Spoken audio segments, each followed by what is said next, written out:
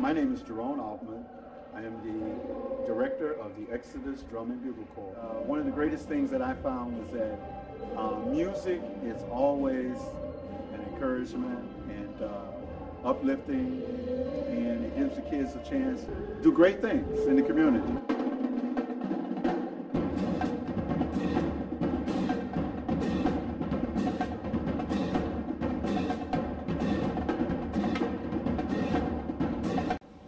Good morning, everybody. It's Chosen, your host, and it's a wonderful experience to be back at 816 North Laramie, Chicago, Illinois.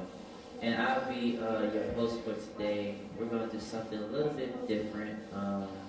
You see that I have two young gentlemen right beside me that's similar to my age, close, but not that far. And I want them to present themselves. It's going to be a kind of like a youth interview and something different, something you can get intake in on about the community, what's going on in the world, what's going on about you, near you, and everything else that you're interested in the world today. So without further ado, they're going to introduce themselves. You have the floor. My name is Deidre, the Indigo Child, aka DeAndre. I'm a social media manager, and I also manage my own account. You can follow me on Instagram at Deidre, DDRE__, and my TikTok, Deidre, the Indigo Child, at, basically at TikTok. Yeah, go ahead, Dre. My name is Dre, aka Dre. He like that too. Yeah. I don't really like to talk that much, but it's okay. It's fine. But it's nice to meet you too. We all three work together in the same team, so it's been a wonderful experience working with you two and knowing your talents and your skills throughout these few weeks and months of knowing you two. So, as in, what is your job within this program? Well, my job is to help Exodus grow. I try everything that I can. Whether we're constantly posting on TikTok, which we are like daily. The numbers have been pretty decent, especially for a newer account. Starting out with like 500 views on our first one, so we're just pushing every day. This is Steve. Yes. And Dre? I help with the media group. So like DeAndre said, we help Exodus grow and let people know who we are so they can come and see how things work and how we work. That's good.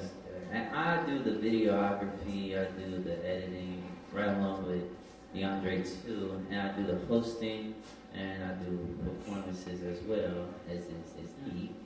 But I got a few questions. So one question is, if this place was reinvented, renovated, and all of these lovely older people was to just, move on with their lives and their careers and everything also, and we was the only ones left to manage this building, what you think that one change you would do? One change that I would make after like the rehabbing, I think I would just try to open it up more to the people or so, because like it is open for the people, but I feel like if we have to like just I don't know, put more promotion towards it into like showing it to more people, if that kind of makes sense. The one thing I would change is try to put a studio upstairs. Yeah. So certain people who like to make music or like to rap, they can come here and go upstairs, practice, and let everybody know what Exodus does. That this is where you be studying or working. My bad. That's good. One thing I would love to do if this place was renovated is to bring more kids that involves any kind of talent. Because I feel like this place has potential. It has potential for a very long time, and entertainment is really gonna bring this place out of this dark days, and that's gonna be one change that I think I would do. And another question, if there was like probably 10 kids outside lined up, ready to work in this building right now, what you possibly think that you would teach them? What would be their beginner's guide of working here? I think the beginning guide to working here is like kind of the same question that Mr. Alvin posed us as we walked in the building. He said, "What do you want to do with your life? What do you want?" And I thought about it because like I've always thought like I wanted the world as like my oyster. What do I want the world to be for me? So what do I enjoy to do the most? I enjoy social media. I enjoy what I do on social media. And so I feel we ask that question first, and then we try to like put them in a direction that helps them get to their talents, what they want to do the most in their life. So we start with 10 kids, and we figure out what they all aspire to be. Hey, Dre? Football. Bowling. If there was 10 kids out here right now, I would ask them, what are you very much interested in? Like, are you a type of sports player? Do you like media? Do you like to cook, study, research?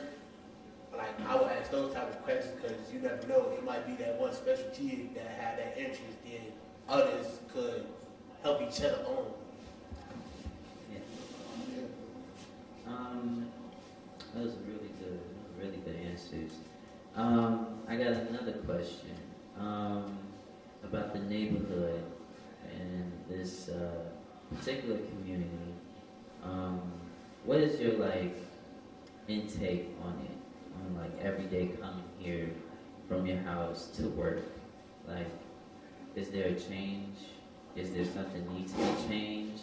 Would you like something to change, or would you love something to stay the same? Oh well, honestly, because it's like the winter time, crime kind of goes down. So it's a little bit more chill coming over here. But like the summertime, I remember calling my uncle right away. Like I couldn't get the building being closed. I'm like, I gotta be out here. It can't be like that. Yeah. And, the one thing I would change is maybe location in a safer environment. But I just feel like this is where everyone is. Because if you take them out the heart, how they gonna get here? If they live around the area. So I feel like this is still the best place for people to come. Just so that we're here in the heart. Great. I agree with DeAndre. Change the location and the safety for kids. Straightforward. I told you, he don't like to talk as much. So you ain't gonna get much of a sentence out of him, but 3, 4 words. About a web page and what you all like to do, you could create your own shows, and if you got some talents to teach the kids in certain areas, if they're learning program, what would you do at the minute?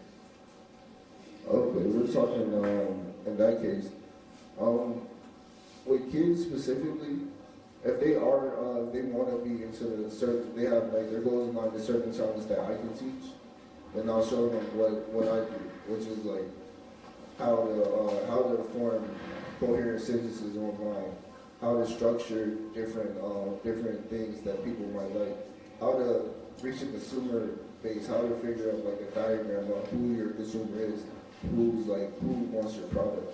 Teach them little things like that because they'll go a long way if that's what they're looking into. If they're looking for social media management, if they're looking to build websites as well, I could use some of my talents as well to help them create websites. So yeah. And there's a lot of things that talented youth can do. I feel as if they have the ambition to do it and the drive to do it, we're willing to teach. Well, you got anything to say, Jerry? We'll go ahead. You want me to come back to you? Okay, I got you. For me, it'll be dancing. It'll definitely be dancing. It'll be entertainment in general because getting on stage is not easy. It's not for everybody. I heard stories and seen people say like they froze, or how can you do it? How can you just be that one person in the spotlight while millions and thousands of millions of eyes just looking at you? And I feel like that comes with time, patience, and it comes with skill, but also as in comfortability from another performer, another entertainer. So I will at least build chemistry with a person to make them to feel comfortable in their environment, what they want to be. If you want to be a musician that plays an instrument, if you want to be a singer, if you want to be a dancer, no matter what you want to be, a gymnastics person, whatever, you would feel that comfortability of presenting your talent without overthinking or misconception or misjudgment. And the art of dancing, if you want to be a dancer, I would teach you the art of dance. But then again, I don't know every art of dance, but I would love to learn while you're learning, because creating a learning chemistry and experience can go a long way, and it creates something that is never seen before. So just those things I would definitely present. Yeah, and to double down onto what Chosen just said about performing, yeah. It takes a lot of guts to get in front of people, and I feel like one thing we don't talk about is ego. Because everybody's so like, they think ego is just like such a bad thing, but you have to have an ego in order to show people your presence is here.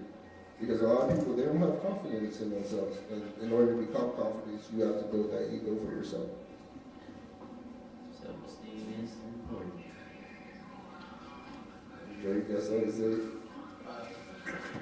Yes. What I would do is that I would teach the kids sports, because there are some kids who like playing sports. Like there's some kids who like basketball, football, soccer, hockey. I'm the type of person that show you, because you might or you might not like it, but at least that you're trying to interact with the sport that you might or might not like. Yeah. Any questions for the audience?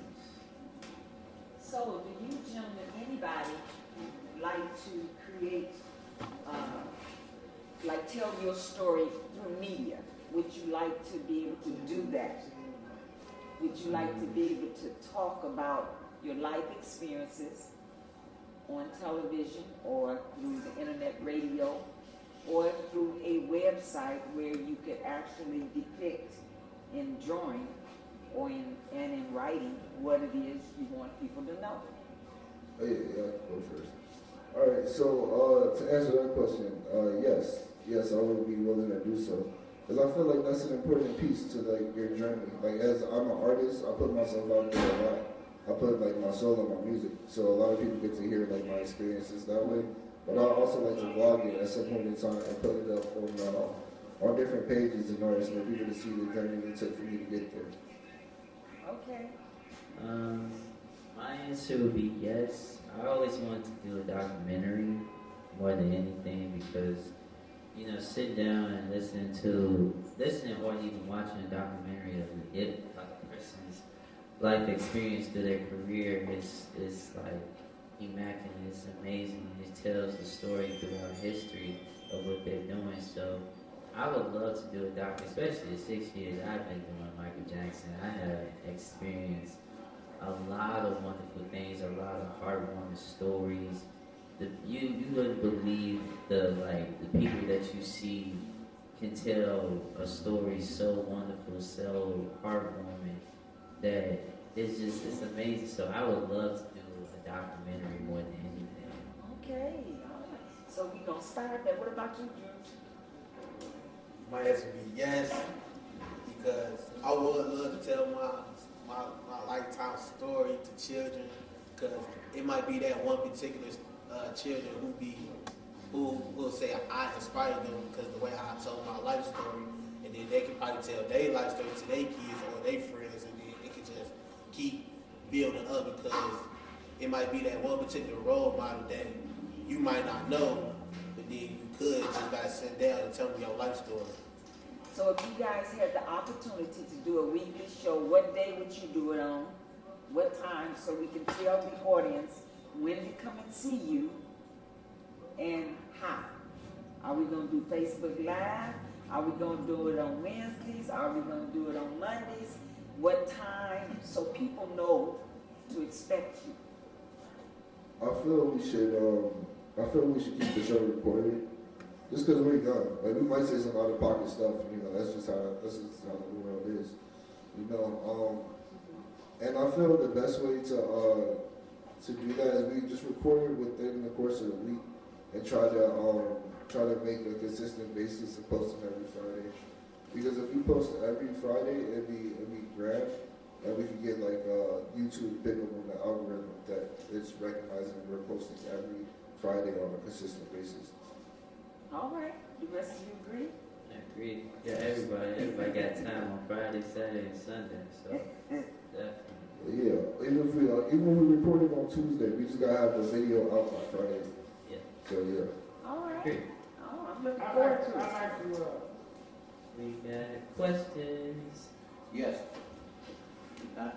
I would like to ask a question because all three of you, as part of the Illinois Youth Investment Program, 13-week internship, could each of you just say something about your experience here so the audience, the youth, those that are interested can be a part of it as well? You can go first. My experience, I'm not gonna lie. Me switching to agency was very much. It was amazing. It was the best decision I have made because it was more interactive. It was more fun. You get to give your intake. You get to be with a person that sees a vision with you. That sees a vision within you. Like John, he basically came to us and said what we were gonna do with the kids, and I gave a wonderful idea for a virtual Secret Santa, and I thought that was amazing to give back to the kids because I never really heard of a virtual Secret Santa, but I can only imagine what it's like to sit with a parent at a computer and that parent tells you to write down anything you want. They're going to type it for you within the email, send it, and their fingers are crossed.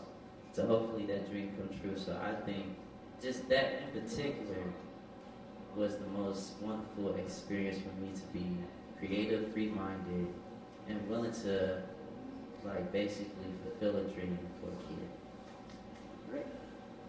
Great. We want you to go, Jay. This year I won. You ain't going to say too much. No. When I first started, I really didn't know anything because I was new. But until Jerome had asked me, "What did you want it to be?" and I was just sitting there thinking what do I really want it to be? Because I just started. But then later in the days, I figured it out what I wanted to be. I wanted to be part of the media group because it's I could learn a lot more. And then it's I met a lot of people here. So, yeah, it's a lot of fun. Yeah. So far as my experiences, this has been a blessing in disguise because it's giving me the outlet in order to test the waters and see what I wanted to really do. Because I was chilling at home for a little bit until I got up here. You guys, my uncle, that one. But Mr. Allman asked me, what do I do? He was like, what do you do? I was like, I lift. He was like, oh, no, what do you do? I was like, oh, yeah, I do social media. He was like, oh, social media. That piqued his interest. And, I never really thought that social media was a lucrative career, but as I continue to read into it, I realized that the cap for it starts at $60,000 a year. So I was like, oh, I can build my portfolio there. And this has basically been the outlet for me, to get better advancements in my career. But I also want to give back to Mr. Allman by helping put this opportunity on the map that gave me the opportunity to get my own portfolio. But Very good. Yeah, if you're interested of coming down here, working with us, A wonderful recommendation, yes. Yeah, I got a question. Yes. Why do you guys think that drugs and gangs is so prevalent in the black community? Okay, go All ahead. right, now, come on now. Who gonna answer that? You got it? So to answer your question is that, how can I say I don't think you want to shit more. yeah, so the reason why you asked the question, it's a lot of things that's going around here that some people might know and some people might not know, like between the gangs and like the drugs, but like especially money, cause like it's especially money, cause a lot of people will do a lot of crazy things to get some money, but it's like if you play with like a little person money, they'll take that as a threat, cause that's like a sign of disrespect, cause people who earns money, they earn it the way how we're doing it by working. Other people earn their money is by being on the street. So, like, if you play with this person's money and then you pay the next person, you're playing like you just studying because why are you playing with his money when you paying somebody else? And then once the money situation get too much involved, then it's like other people gets involved, and it's like gangs, then it's polices, people killing each other, people killing polices, and it's like what's really the cause of the situation, and it's right there because it's the money involved. Because a lot of people say they love money, but money can get you in a lot of trouble, and it can't help you find a way out of it. It's the root of all evil. It's very much the root of all evil. Thank you. Anybody else want to elaborate on it? I feel just to double down on what Dre said, literally, money is the root of all evil. My people came up from poverty, you know. We didn't, like, when we were brought over here, we were slave ships. So it's like, they didn't give us our 40, they didn't give us our 40 acres in a mill. They didn't get that, you know? So it's like, a lot of things happen over money. They had a division between our people over money. Money's the root of all evil. It just escalated this far because that's just what the test of time has proven. My answer to that question, legitimately, I feel like we as, legit, us as black people, I feel like we got the most emotions out of any race. And I feel like drugs eases our emotions. It becomes addictive through trying to escape our problems, the problems we live through. And that's the only way that we possibly can see it. You know, other races or even other people see it as exercising or reading or taking a walk outside or anything that's daily active. And we don't get that much insight, or it's not broadcast to each other. We just think that, drugs is the only way and the only way possible to ease our minds, to ease our bodies, and to escape our problems and everything, and also money. Money can buy you a lot of things, but money, it can't buy you back. It can't. It cannot. It can only prepare your funeral. It can create your obituary, and it can send you off. Yeah, Go ahead. I have a question, or maybe a statement, because this is Exodus. It's the second book of the Bible. And Exodus is the movement of God's people. And Exodus came about by the youth. And this is also the TV program that we adults do and use. It's called Exodus Out of the Hood. Is there any way possible that you could think about some things by you being here? Because evidently you've been blessed to be out of the hood because you're not out there selling the drugs and causing any crime. So would you be able to help other youth become a part of Exodus out of the hood?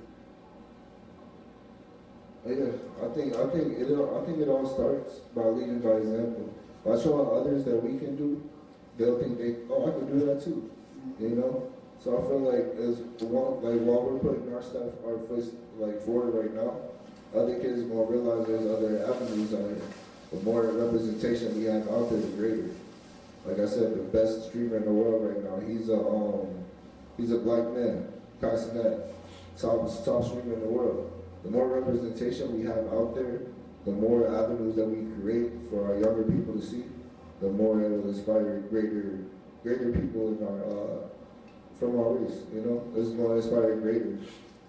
Because what comes from greatness? Great. Anyone of you would like to elaborate? Do you think that sports will do something? Yes, most definitely sports does. There's a lot of kids that have great potential, but it's like you have to. It's not like it's like I want you to show me that you are very interested in what you want to do in life. Cause it's a lot of kids that have great potential, but it's like they have to choose if they want that potential or not. Because we can show kids the right path instead of them seeing what's outside the world with all the killings, guns, all like everything else. So you just gotta show potential with patience and confidence. Question. How many of you have ever heard of the prison industrial complex? Do you know what it is? I know. Okay, so when you get in trouble in the United States, they put you in jail and then sometimes into prison. And the prison system has become an industrial complex because the people in the prison they are the commodities. They are what the prison is making money from. And there are a lot of businesses associated with that prison. Oh, yeah. And that is why it is an industrial complex. From the clothes the prisoners wear, to the food they eat, to the beds they sleep in, to the linen that covers those beds, everything comes from the private sector. Yes. It is a new business. And I don't mean new in the sense of new. I mean that the way we need to look at it is that it is a new business. And we are the commodities. Because there are more of us, even though we're only 12% of the population, it's more of us in prison than any other nationality. So knowing that, then from this day forth, you guys have a responsibility to help us teach the rest of the young people that they don't want to be a commodity. They don't want to end up in the prison system. They don't want to end up in jail. They don't want to end up with ankle bracelets. They don't want to end up on parole. So what can you all do, or what will you commit to do to help us to inform the rest of your age group that you don't want to get smart with the police, you don't want to end up in prison, because then you lose your identity and you become a commodity. What say you to that? Anybody? What I say to that, yeah, I definitely agree that we are a commodity to them, especially because like those type of investors, they've been around for ages actually, and there was actually a meeting. Well, hip hop had a meeting a long time ago where those same investors got a bunch of them, and that's when they started to push the negative agenda in the first place. Yeah.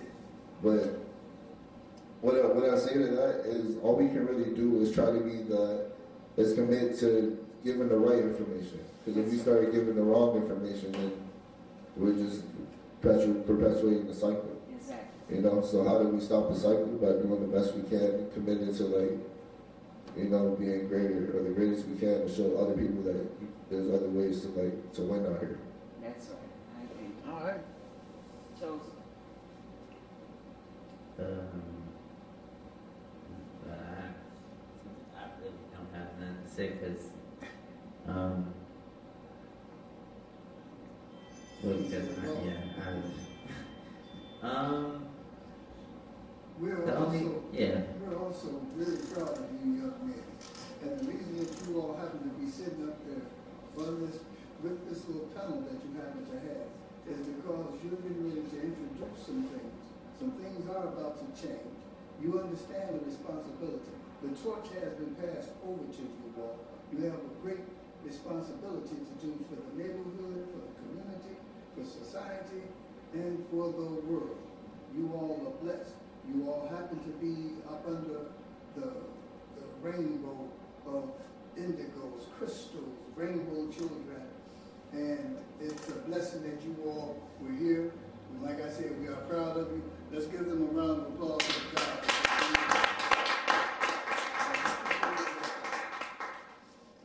Well, everybody. Well, everybody, that was it for today's show. We're going to be back with you again another time, but I hope that you loved it. I know it was a fresh right there. And to see us faces, these young faces, give our intake about what's going on in life and basically drawing you into our world to see who we are as a person besides behind the camera. So thank you so much. Have a wonderful day. And we all love you.